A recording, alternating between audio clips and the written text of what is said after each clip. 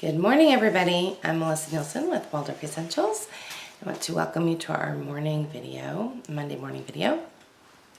I also want to tell you that we have some announcements that we are going to be making on a Wednesday morning, and you can get those announcements beforehand if you are part of our email list. So if you are part of the email, if you got an email from me reminding you to come to this video, then you're already on our email list. If not, if you're on Instagram, hop over to our bio and get on our email list that way. And actually it's really cool if you're on our email list because you get a free mini course on like Waldorf at home. So there's some great freebies for that. But also we are making an announcement, a promotion announcement later today. And part of that will be an awesome new Thinking, Feeling, Willing promotion, as well as we are talking about a new knit along that starts like this week. So if you're interested in either one of those things, please hop on our email list, and then we'll also be making an announcement on Wednesday morning as well, a live announcement. So that's that. I think that's all the housekeeping I have for today. If you missed our video last week, our live video, we did a live video on special needs, and you can hop over to our YouTube channel, Add a Little Garden Flower, and see that there. So, okay, so I think that's all of the housekeeping that I have. I hope that you guys are having a wonderful Monday morning so far. Welcome to a new week. And I wanted to talk today about sort of how young is too young. I get this question a lot, and I also get, I also thought we could talk about sort of how when we have kids, people just sort of give unsolicited advice. And sometimes it's great, but sometimes it's not. And so how do you feel that? How do you kind of say thanks but no thanks? How do you hold your ground? And first I want to start by saying the only person that you need to answer to in this parenting equation, honestly, on this earthly plane anyway, is your partner. You don't need to answer to your mother. You don't need to answer to Aunt June. You don't need to answer to your father. You don't need to answer to the lady at the grocery store. You don't need to answer to anybody else except for your partner. And so you and your partner should be on the same page with regards to this. And we talk about being on the same page a lot. And I know that's not the reality for a lot of you, but check out some of our other resources about getting on the same page with your partner, because it is golden when you're on the same page. And just the things that it helps with, like everything. It helps with everything. I have a question. Too young for what? Okay, so we're going to talk about that. Too young for school, too young for Waldorf. Like, what age should you be starting things?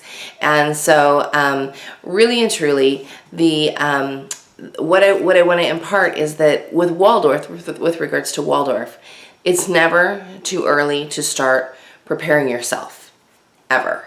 So we have families that are part of our Thinking, Feeling, Willing program that started when they had kids that were infants.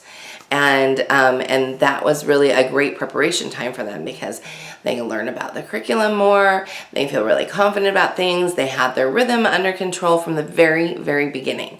And so I find that immensely important, because when you're sort of starting at the beginning, then you have a nice foundation. You also have a great support group when you're doing that. So if you are coming to Waldorf and you're trying to figure out, is it too young? Are my kids too young? Maybe I'm just going to hang out in the research phase for a while. I would say don't do that. This time, like if your children are in early childhood or younger, this is your time. This time is golden for you to be learning things like knitting and wrangling your rhythm and helping you with your sleep and all of those pieces, helping you with discipline that comes later. All of those pieces it's imperative that you start as young as possible. With regards to like curriculum stuff though for your kids, don't start too early. You know, I know we come to Waldorf and things are pretty and fun and we're super excited about it, but keep the things that should be in early childhood. And those things would be simple stories, rhythm. So when moms come to me and they may have been coming from a more mainstream outlook on things, and maybe they've got a 4-year-old or a 5-year-old and they go, but I want to start right now. And I go, okay, but your job in early childhood is to really keep life simple. It's to do things like go to the library once a week, have fun doing that, Go to this, if your library has a story time, go to story time. I tend to skip the crazy worksheets that happen after story time. But go and have story time and enjoy yourselves.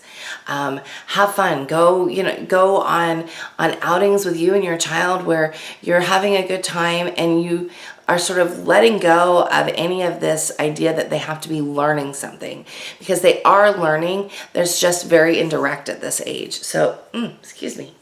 The learning comes in the form of stability and security and knowing that home life is safe and that they can really trust you. And so there's that piece of it right there. There's the piece that they get to like have fun, because that's what childhood is about. We get them ready to read and ready to go to college by the time they're 5. And really and truly, we need to let them enjoy childhood. And so really, when you've got a child in early childhood, your job is to just provide a safe outlet and a safe space for them to understand their boundaries, for them to understand that you're in charge and that you run the show. And you can do that in very loving ways by just sort of owning it and being the one that runs the show, by having good rhythm, by being consistent yourself. Those are the pieces of early childhood that you should be bringing into your home. Don't worry about the curriculum pieces until later. Honestly, there is so much wisdom in the starting school at 7 or just about 7 with regards to Waldorf, and that's really it's so golden. It's so golden. And when we see parents that try to start those academics too fast, too soon, 9 times out of 10, because I will tell you my opinion, but it's your child. So I have a lot of moms that'll come to me and say, I know what you say, but she's 6 and she's super bright, so we're just going to start, even though she turned 6 like 30 seconds ago. I go, okay, have fun. I'll support you. Good luck. And 9 times out of 10, they come back to me and they say, we're having trouble. She can't sit still. The stories aren't sticking. We're not getting anywhere with reading. Like what do I do? And I go, well, remind me again when she turned 7. When is she going to be 8? She just turned 6 last month. I go, well, back up the track. That's why. Give her some time, give her some space. There's this change that happens between 6 and 7. And it's almost like a switch that gets flipped. And so give them that time, that space. Do the early childhood. Our kindergarten stories are so much fun. We have a little gnome character named Super Sam, and there's a great announcement about that. We are going to have a chapter book with all the Super Sam stories in it, hopefully very soon. And so those stories are beautiful and fun and simple. And that's what your child needs at that age. Now, of course, if you've got a child that's really heady, that's been in their head and reading the encyclopedia when they were 4, there's nothing that you did wrong. It's just that's how some children unfold. And so I would say to that you need to make sure that you bring them down out of their head regularly. So you are doing tons of movement together.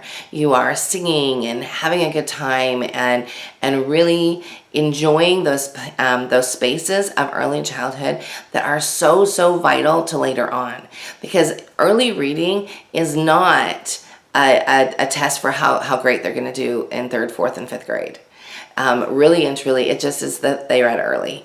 I think that it's very important that we make sure that we are meeting all of the needs that are not necessarily the academic needs when they're young, and those needs happen to be, knowing how to have some good social interaction. That happens so much in the early childhood, helping them to play. Now, I say social interaction, but please remember that before about 3, children play alongside each other. They don't really play with each other.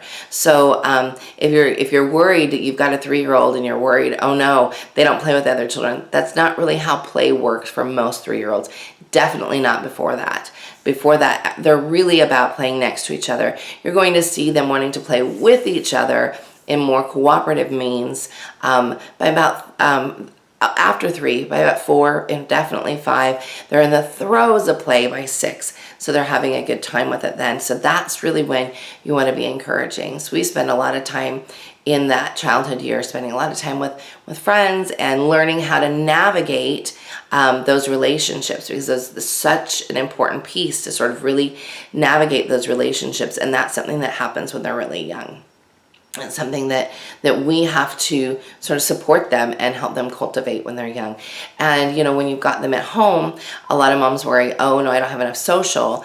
And really and truly, if you've got a handful of friends and you see each other once a week, or you go to a co-op, you've got plenty of social, plenty of social. I remember when we were in the throes of a legal battle with my ex-husband, and he was like, these kids don't have enough social, and I was like, really? So I kept track of it for a month.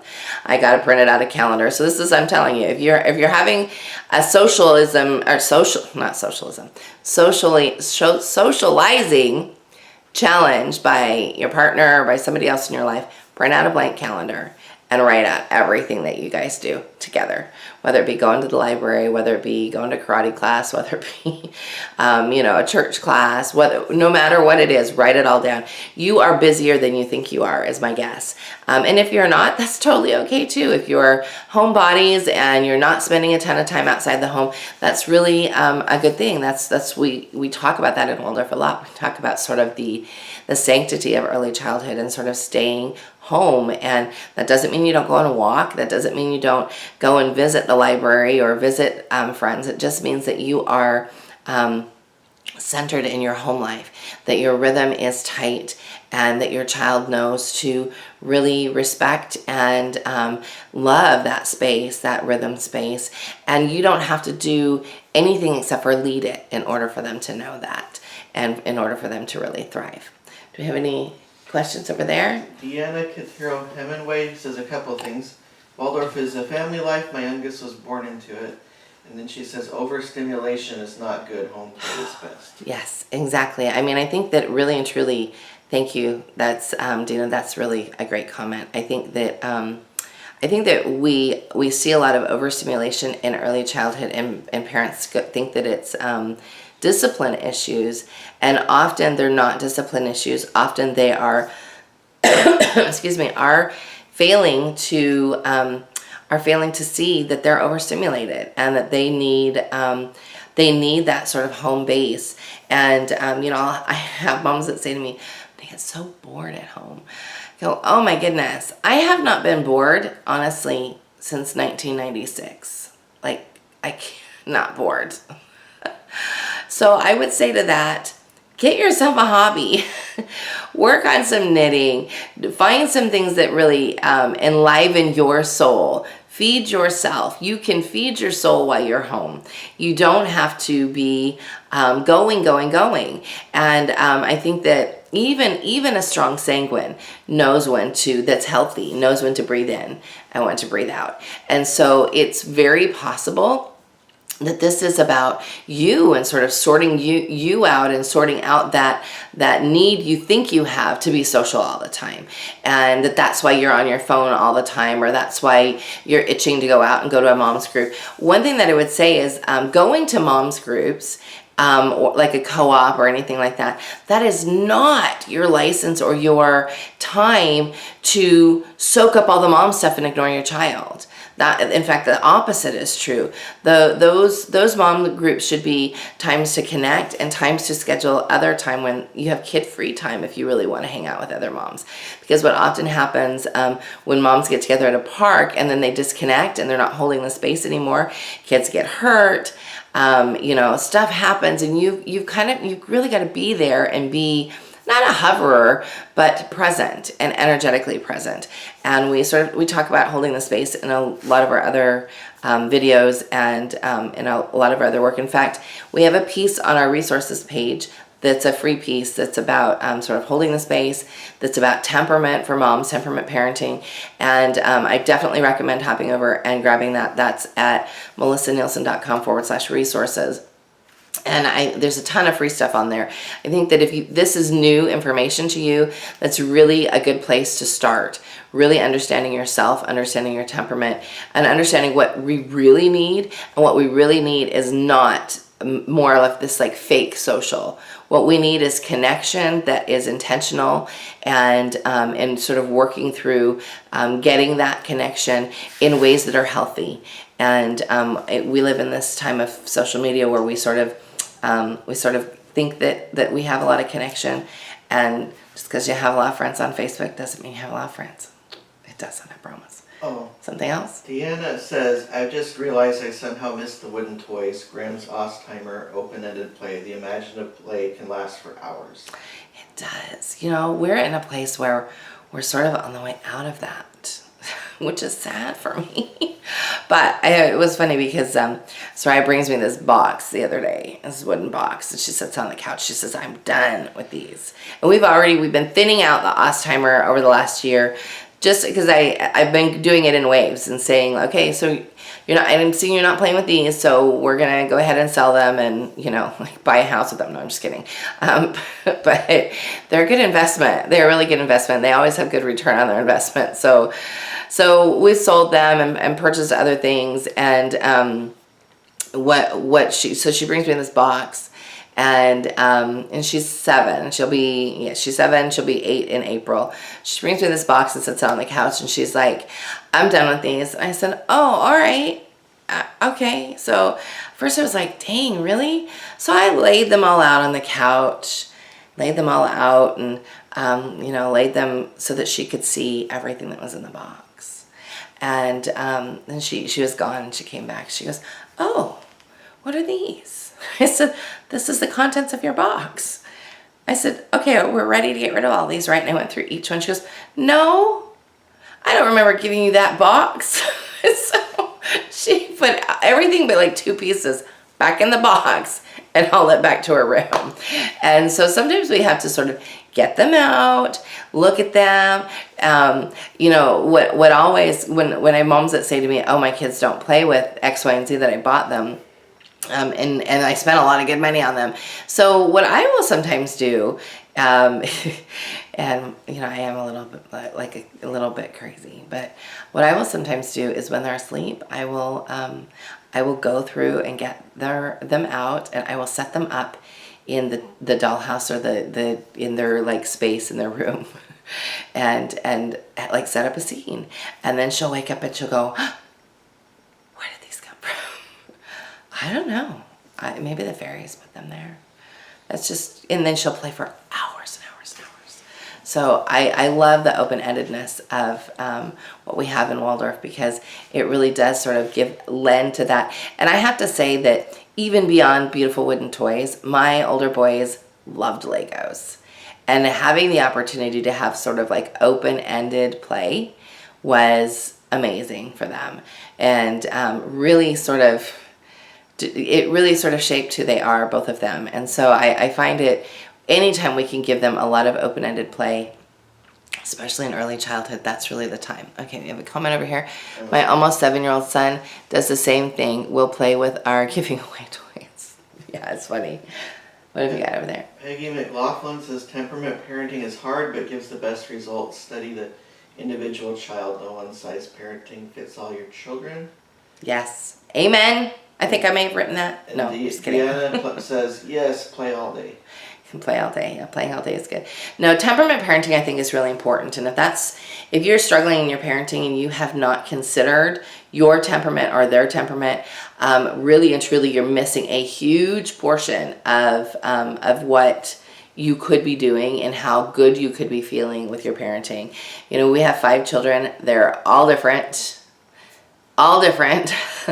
All the temperaments are represented in our house, and so I have to be on my game so that I can meet each of them where they are, and that doesn't mean you are catering to that child or to that temperament.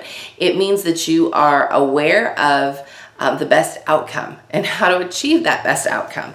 And so we all know that when we have people in our lives, so if this is kind of a new concept to you, we all know that we have people in our lives that we can say things to that we couldn't say to somebody else. And really, that's all temperament. It's all about sort of how do you How do you navigate all of that?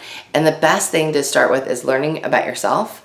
And as you're learning about yourself and then you're starting to look out on the world at other people, it's very eye-opening. And I would suggest that you just learn about them and then be open to seeing who you have in your life that sort of fills those. And I'm not into labeling, but I think that temperament is something that's attached to your soul. And so I sort of sometimes think about how we were as spirits and with these temperaments, because I feel like that because it is attached to our soul, I feel like it's one of those things that's intrinsically who we are. And temperament is different than personality tests or anything like that. Those, I think, tell you some things, but temperament, like I said, I think is attached to your soul rather than your physical being. And so you learn a lot about yourself when you can understand your temperament. Any other comments over there? Are we good? Okay. So I think that's it on this topic. I really wanted to also give you give you some confidence that if somebody is bugging you about why isn't Johnny reading and they're 4, go bug off. I always sort of when people are nasty, I return the snark. When people not nasty, but snark for sure. But when people ask in kindness and they are truly wanting to understand, then I definitely take the time to explain. And I might say something as simple as, well, Johnny has the rest of his life to read. Right now he's going to play. And usually people go, oh, that's not what I expect. I've never once had somebody like argue back with me. I also, like something that I say when I need to, I'm quite, now not a regular basis because people know what I'm going to say, but I will say things like, well, you had your opportunity to raise your children and now it's my turn. And I'm sure you made a ton of mistakes and I'm sure I'll make a ton of mistakes, but it's my opportunity. And you just walk on and try not to get hooked by it. I think that as long as you're not hooked by it and you're not frustrated by it and you don't go, maybe that means I need to rethink everything. Don't do that. Don't do that. If you have come to a good conclusion with where you are with your education and how you're going to go about it with your children, stick to it. Don't let some person's comment throw you off. Just let it roll off your back. Don't hang on to it. And I guess really I'm speaking mostly to the melancholy and phlegmatic moms, because you're the ones that are going to like go, really? I should rethink it all. No, don't do that. Don't do that. Just let it roll off your back. Let it roll off your back. Yes. Oh, Deanna says, I really miss early childhood. It flies so quickly. Savor it. Oh my gosh, yes it does. It flies so fast, so fast. And you know, you're going to blink and they're going to be 21. And kid you not, I can't believe Harry will be 22 in January and I am like floored. Totally floored. And the things that I worried about when he was 6 and 7, as he's on the autism spectrum, I don't worry about it anymore. So, you know, I think if you had told me when he was 6 or 5 that this is where we'd be, I would have said you were lying, because I couldn't picture it. I couldn't see the forest for the trees. And that's sort of our burden as parents, is that we can't see the longevity of it. So just enjoy it. Just step back and go, okay, this is a huge forest and we're going to walk by one tree at a time. And we're going to take our time and we're going to be present. And I'm going to do my best, even amid exhaustion, to love every minute of it, because it is a calling that you have accepted and you have stewardship over these children. And your job is to do the best you can. And you're going to have days that you fall, and that's totally okay. But that you just get right back up the next day. Like I have to tell you, we had our, twice a year we take a complete break for 48 hours and we don't go anywhere. As a family, we stay together, listen to our spiritual leaders, and really reflect. And by the end of yesterday, I was really sick as Soraya. And it was only because she's in the, hey mom, hey mom, hey mom, hey mom. So some of you that are listening that know that I've had this hey mom discussion with, it can be a little overwhelming after a while. It is okay to say to your child, hey, I'm listening to this person over here. I see you. I love you. I'm giving you a hug. But I need you to just give me a break. It's okay to say that. It's okay to say that. In fact, it's really healthy for you to be able to say it before you're screaming it. Don't scream it. It's really healthy for you to be able to say, I need a break. And it's okay. So, like at 3 o'clock yesterday, I was like, we're going on a walk. Let's get on a walk. And usually they'll say, oh, can I ride my scooter? And depending on the kind of walk, like if it's like I want an exhaustion walk, I want to get it out of you walk, I will say no. We're going to walk. But what ends up happening when we walk often is then she's still talking my ear off. So I'm like, yes, get on your scooter. Because then I knew she'd be ahead of me. And I could take some time to breathe in, like on my own. And so don't feel bad about those parenting moments. Excuse yourself if you need to. Put your foot down if you need to. But you can do it and not ruin them. You can do it, and I'm not saying that I've always been the best, because sometimes I yell. But do the best you can. And get up the next day and try out all over again. What have we got over here? Crafty Mom says, when we're asked why my 5-year-old isn't sent to real school, I just say we believe in delayed academics and smile and leave it at that. Yes, I think that is such a good sentence. Such a good sentence. Because people, the words that you're using, people do not, it takes them a minute. And then usually by the time that they've figured it out, you're gone. But then, somebody might say, well, why do you believe in that? That's crazy. Why aren't you teaching them to read when they're 3? And I just generally say, because I want them to have the opportunity to play. They've got plenty of time to read. So this is what we do. And it's funny how the longer you're at it, the less people ask you. Some people asked this with Soraya, mostly because she has an April birthday. And so, but usually people were like, oh, so when are you guys starting first grade? And I'd tell them and they'd be like, oh, that's cool. Most people are not going to offer their 2 cents unless you are like opening the door and you can feel it in your countenance. Like your energy shifts when you're not confident in something. And that energy shift is when somebody comes in and goes, pick, pick, pick. And likes to, pick away at you. And yeah, anyway, anything else over there? No. I guess we'll wrap it up then. I hope you guys have a wonderful week. I hope nobody is picking on you, but I hope that these words or this conversation sort of gives you an opportunity to, to really be able to hold your ground, be an agent, and stand in your parenting. And I hope you have a wonderful week. And I will see you next week. I think next week we are talking about all the October holidays that are coming up. And so we're going to talk about that. We'll talk about November stuff in November, but we're going to talk about October holidays and sort of how you sort through them and some fun traditions. And we'll talk about that a little bit. So I hope you have a wonderful week, and we will see you later. Don't forget, sign up for our email list if you want our awesome announcement that's coming this week. Talk to you later. Bye.